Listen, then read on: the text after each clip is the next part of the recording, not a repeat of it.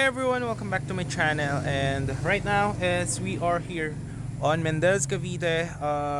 It's 5 p.m. in the afternoon and we are here on the project. And po yung magiging entrance niya, guardhouse. So this is around 7 minutes to Tagaytay. Ayan po yung Barangay Road. There, ayan. So ito yung magiging entrance. Alright, and ito po yung magiging mga properties natin. Lots, may mga house and lot package and meron din na lot only and any house design upon full development. So ide-develop pa lang po yung property. So ayan siya, no? Actually malaki. So lalakaran natin yan dyan, sa may roundabout. But before that, is ipapakita ko muna sa inyo yung drone shot of this one para makita nyo yung aerial view and gaano siya kalapit sa Tagaytay. So I will show it here in this one.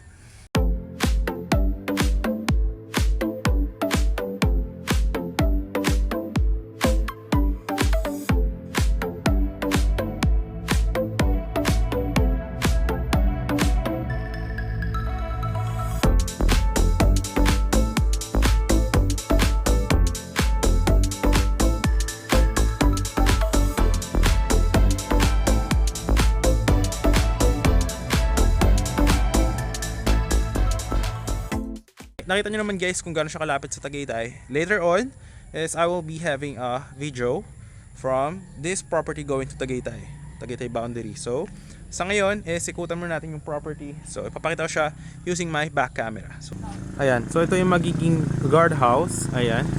Alright. Tapos ito yung road, concrete road niya. Okay.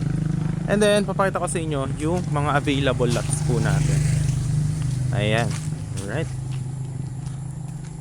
So, ito yung roundabout nya guys. Ayan. Then, ito yung may mga house and lot package. Ayan. Alright. Tapos, itong concrete road na to, yung roundabout. So, that will be 10 meters. Ayan. Diretso doon. 10 meters yung concrete road. And then, dyan sa mga gilid is 8 meters po yung gagawin ng mga concrete roads. So, diretso po yan dyan. Paliko. Paikot po yan. Paikot doon. Kasi ikot siya pa ganun. Alright. So, yan po yung magiging laki ng property. So this one is actually may housing lot package. Ipapakita ko dito sa may screen yung laki niya. So malaki yung property, no? And so yung mga available lots, meron siyang mga available dito. Then eto, may mga available lots din po tayo dyan. Alright. Tapos may mga available lots din tayo dito. Ayan, ganyan. So kapag na fully developed na siya is any house design po siya. Alright. So malamig po dito sa property. Ayan, undergoing development po siya. Ito gagawing 8 meters na 10 meters na road. Ito po gagawing 8 meters na road. Ayan. Tapos yan yung doon tayo galing, yan yung magiging guardhouse. Ayan. Then here will be 8 meters road din. So yan, may mga available lots po yan dyan. May mga inner lot, corner lot. Dito din po, may mga inner lot, corner lot. So any house design upon development. Kasi gagawin pa, papalakin pa po yung kalsada na yan. Gagawin pang 8 meters yan. Tapos sa ganyan is lalagyan ng perimeter fences. Ayan. Yun doon sa may dulo ng property dyan. And there will be also amenities like multipurpose hall. And magkakaroon din siya ng mga parks and playground. Ayan. So dito, yung sa may block na to. Ayan. So yan yung mga house and lot package. So papakita ko, nakita nyo naman dito sa screen yung package nya, yung magiging itsura. So 150 square meter po siya. Then ang price is inner lot na 150 square meter is 6.2M. Kapag naman dun sa may corner lot na house and lot is 7 million package. Included na po dyan yung mga transfer title fees and other fees, no? Included na po. So ito may available din na lot dyan, no? Lakaran natin. So ito gagawin pa tong 8 meters na concrete road. Ayan. Actually malamig dito guys, no? Perfect for retirement, no? And yeah, kung lot only lang yung kunin mo is any house design naman siya upon development ng property. Yan. So ito yung mga houses, ayan. So may parking din siya, ganyan. So ayusin pa yan. Lalagyan pa yan ng mga tiles. Yan. So ayusin pa. But if you don't want yung housing lot package, yan, pwede ka lot only, no? So actually malamig, no? This is around 400 70 meters around, above sea level, no? Yan. So yung mga lots natin, may mga available po dyan na mga 150 square meter, may mga 200 din. Ayan. Tapos yung property natin is magkakaroon pa ng iba pang mga lots. Doon sa may dulo may mga end lot din. Ayan. Po dyan. Ayan. So, yan. Ito yung maging 8 meters. Diba doon tayo galing sa entrance. Ayan. So, dito, yan. May mga house and lot package dyan. So, yan. Meron kayo dito na gagawin na concrete road. Paikot dyan. 8 meters. May mga corner lot available. Meron ding end lot. No? So, i-develop pa po yan. No? Actually, maganda. No? Mahangin dito tsaka tahimik. Tapos, to Tagaytay 7 minutes lang. So, ayun, undergoing development siya. No? So, lakaran natin yung development dito. Yung mga available lots din dyan. Yung lot naman only, tapos matapos na yung development. So pwede naman kayo magpagawa sa contractor sa labas. Sa ibang contractor if ano yung mga kakilala nyo. Tapos pwede kayong pagawa ng small garden or small house. Ganyan na maliit na swimming pool. So pwede nyo taniman kasi mataba din yung lupa dito if plantito or plantita ka. No?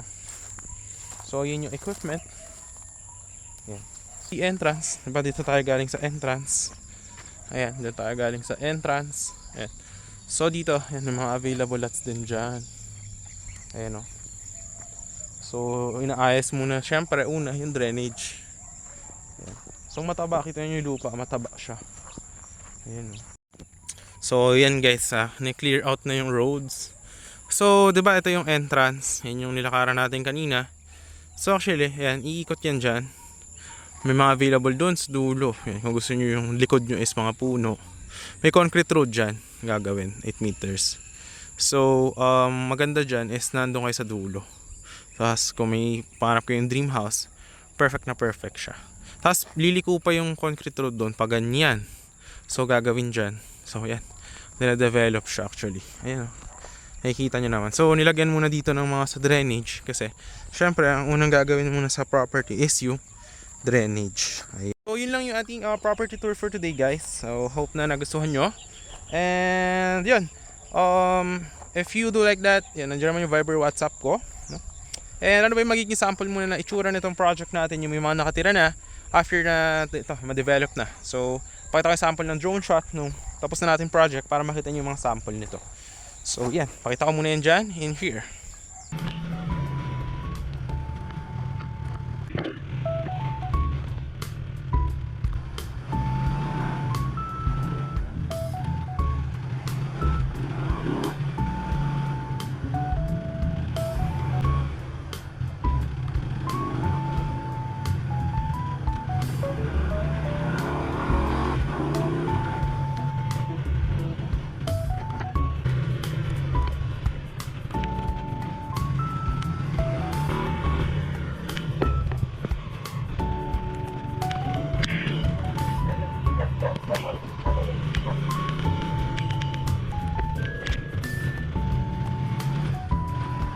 Yes, ito yung isa sa inikutan natin na katabi lang nung project natin na bagong open.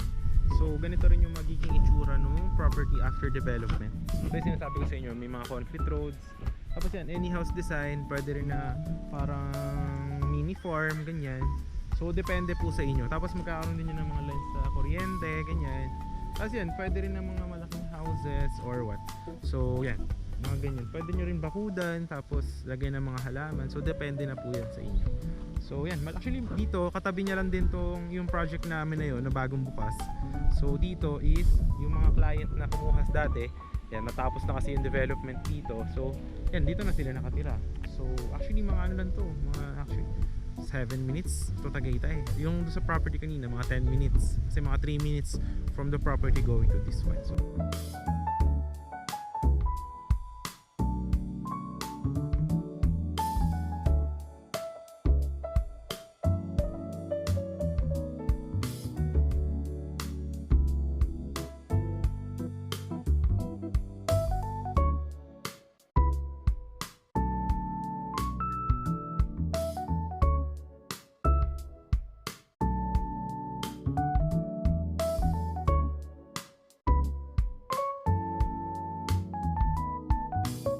So yun guys, nakita nyo naman yung mga sample natin ng mga projects after development.